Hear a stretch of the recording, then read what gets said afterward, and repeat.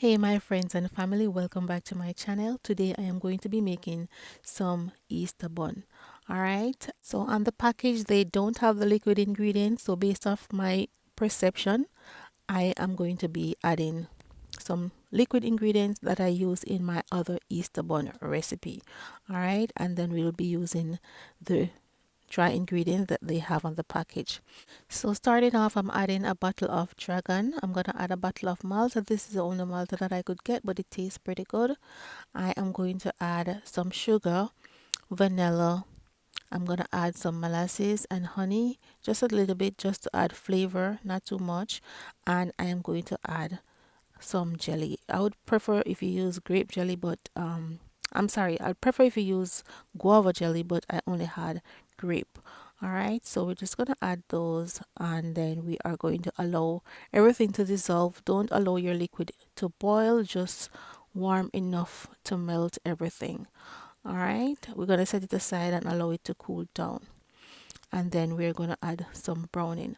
All right, the browning all depending on the color for your bun that you're looking for.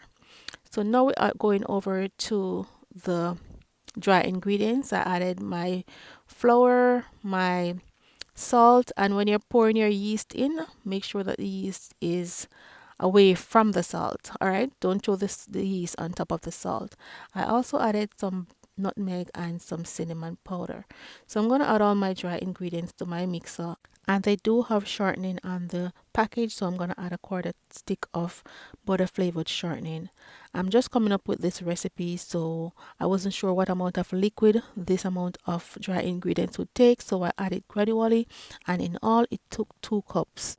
Also, I'm not sure if they use instant yeast or active dry yeast, but I'm always using active dry yeast, and I normally add it to the liquid. So now that you know that it's 2 cup, you add it to your warm liquid and allow the yeast to activate, and then add it to your ingredients. And as I'm always telling you guys, make sure that when you're adding your yeast to your liquid, make sure the liquid is warm and not hot. All right, and it shouldn't be cold either. So as you can see, this is really soft. I'm gonna allow it to rest. Whipped it for I beat it for 10 minutes in the mixer. So if you're not using a mixer, you can knead it for 10 minutes as well. All right, we're gonna let it rest for at least 20 minutes, and then we're gonna come back and shape our buns. So you can put a plastic wrap first and then a kitchen towel over the plastic wrap. All right, after 20 minutes, I have my counter already clean and ready to shape the buns.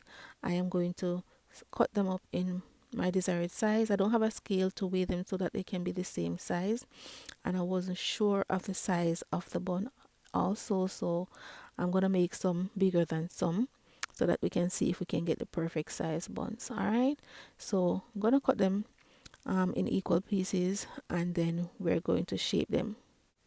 So you want to press it down, and then you fold in all the edges. All right, and then you flip it over on the smoother side, and just use your palm and the counter to roll and shape it in a nice round size. All right, just like this. So I'm still not using any flour because I want my buns to remain soft and moist. All right, so I'm just using just the dough. After the dough rests, it's easier to manage. That's why we put it down to rest for at least 20 minutes. Okay, so now we're rolling them out, and they're shaping real nice without adding any flour to your counter.